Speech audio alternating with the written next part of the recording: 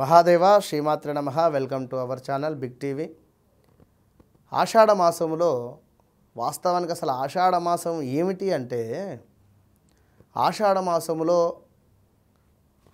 అత్తగారు కోడలు దూరం ఉండాలి అనేటువంటి పరిస్థితి. ఆషాఢంలో మనకు తొలకరి వర్షం పడుతుంది. ముఖ్యంగా వరి నాట్లు కావచ్చును. అదేవిధంగా ఈ విధమైనటువంటి పరిస్థితులు అంటే రైతులకు అద్భుతమైనటువంటి రోజులుగా చెప్పడం జరుగుతున్నది.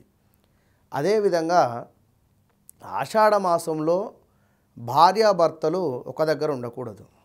ఎందుకు అంటే మనకు ఆషాఢము నుండి ఈ యొక్క ఆగస్టు వరకు చూసుకున్నా కూడా ఒకవేళ వారు కన్సీవ్ అయితే పుట్టబోయేటువంటి పిల్లలు కొంచెము ఈ యొక్క ఆషాఢం ముందు ఉదయించేటువంటి పరిస్థితి.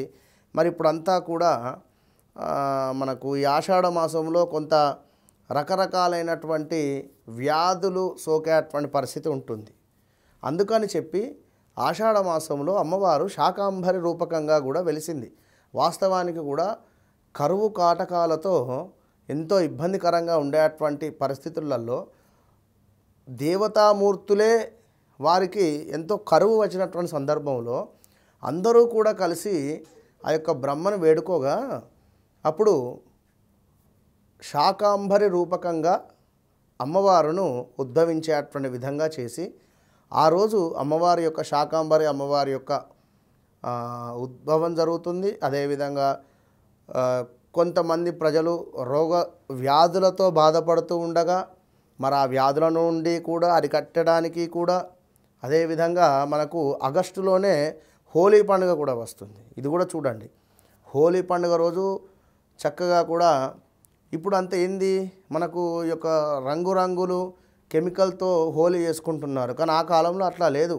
చక్కగా చెట్ల నుండి వచ్చినటువంటి రసాయనాలు వాటితో రంగురంగులైనటువంటి రంగులను తయారు చేసుకొని ఒంటి మీద చల్లుకునేటువంటి పరిస్థితి. దానివల్ల శరీరంలో ఉండేటువంటి వ్యాధులు ఏవైనా ఉన్నా కూడా వ్యాధి పీడ పోయేటువంటి విధంగా హోలీ విశేషం వాస్తవానికి. మరి ఇక్కడ శాకాంబరి మనకు 10వ తారీఖు మనకు 21వ తారీఖు పౌర్ణమి రోజు, ఆ రోజు వ్యాస పౌర్ణమి గురు పౌర్ణమిగా కూడా చెప్పడం జరుగుతూ ఉంటుంది. కనుక మరి ఈ యొక్క శాకాంబరి అలంకరణకు సంబంధించి అమ్మవారికి కూరగాయలతో అలంకరింపజేసుకొని అట్టి కూరగాయలతో అలంకరింపజేసుకున్నటువంటి అమ్మవారి వద్ద చక్కగా కూడా పూజలు అర్చనలు చేసుకున్న తర్వాత ఆ అమ్మవారి వద్ద నుండి ఏదో ఒక ప్రసాదం తీసుకొని మనము కూడా వంట చేసుకొని భుజించేటువంటి పరిస్థితి. లేదా కొన్ని చోట్ల అమ్మవారికి శాకాంబరి అలంకరణ చేసినటువంటి కూరగాయలతో అన్నదానం కూడా ఏర్పాటు చేస్తారు కొన్ని విలేజ్లలో కానీ కొన్ని ప్రాంతాలలో కానీ. ఇగో ఇలాంటి పరిస్థితి ఉంటుంది. మరి ఆషాఢ మాసంలో ఆదివారం అంటే ఏమిటి అంటే కొంత నెగిటివ్ వాతావరణాన్ని స్ప్రెడ్ చేసినటువంటి పరిస్థితి. ఇంద్రా ఆషాఢ మాసము ఆదివారము అనేసరికి కొంత చెడు ప్రభావము అనేటువంటిది ఎక్కువగా కూడా ఉంటుంది.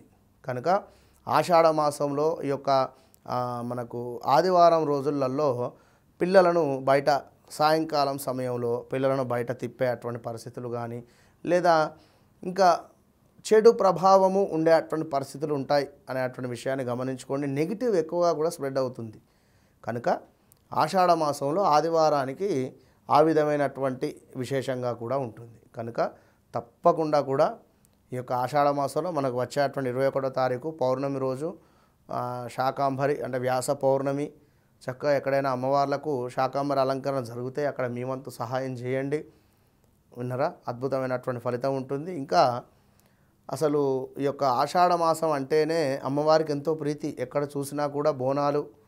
విన్నరా, అదేవిధంగా ఒక్కొక్క ప్రాంతం వారికి ఒక్కొక్క విధంగా ఇప్పుడు మల్కాజ్గిరి కావచ్చును, అదేవిధంగా పాత బస్తీ ఇట్లా అంటే ఎక్కడెక్కడి వారు అక్కడెక్కడికి సంబంధించినటువంటి విధంగా ఒక్కొక్క రోజు ఒక్కొక్క బోనం. ఆనంద్ బాగు, అదేవిధంగా ఇట్లా చాలా ఉన్నవి ప్రాంతాలు. వారి బోనాలను తీసుకొని ఆ యొక్క అమ్మవారి దగ్గరికి వెళుతూ ఉంటారు.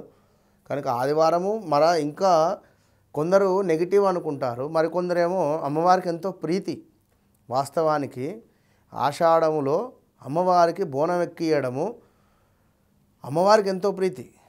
ఏనరా, కొందరు కొన్ని చోట్ల నెగిటివ్ అనుకుంటారు, మరి కొందరు కొన్ని చోట్ల అద్భుతంగా అమ్మవారికి బోనాలు ఎక్కిస్తారు. ఆ రోజు ఆదివారం అమ్మవారికి ఎంతో ప్రీతి గల రోజు. ఇప్పుడు చూడండి, మనకు అమావాస్య అంటే మనకు కొంచెం నెగిటివ్, ఎందుకంటే మనఃకారకుడు, అదేవిధంగా చంద్రుడు, మనకు చంద్రుడు మనఃకారకుడు, ఆ యొక్క సూర్యుడు ఆత్మకారకుడు. మరి రెండు కలిసినటువంటి సందర్భంలో మనకు కొంచెం నెగిటివ్ ఎనర్జీ వస్తుంది అనేటువంటి విధంగా చెప్తారు. మరి అదే అమావాస్య రోజు మనకు తమిళనాడు సైడ్ కానీ కేరళ సైడ్ కానీ వారికి ఎంతో కూడా ప్రీతి. అమావాస్య రోజు ఎక్కువ కూడా పూజలు పునస్కారాలు కానీ జపాలు కానీ చేసుకుంటారు వారు. కనుక వాస్తవానికి ఆషాఢము మాసంలో ఆదివారం అంటే అమ్మవారికి ఎంతో ప్రీతి. కనుక ఆ రోజు అమ్మవారిని దర్శించుకోండి, చక్కగా కూడా గోరెంటాకు పెట్టుకోండి, అమ్మవారికి కుంకుమార్చన జరిపించండి, చక్కగా ఎరుపు రంగు గాజులను అమ్మవారికి సమర్పించండి, పసుపు రంగు గాజులైనా అట్లా సమర్పించి అమ్మవారికి తాంబూలాన్ని పెట్టండి, అమ్మవారికి వస్త్రాలను సమర్పించండి. ఆదివారం రోజు అద్భుతమైనటువంటి ఫలితం ఉంటుంది. All the best. For more videos like this, subscribe Big TV channel.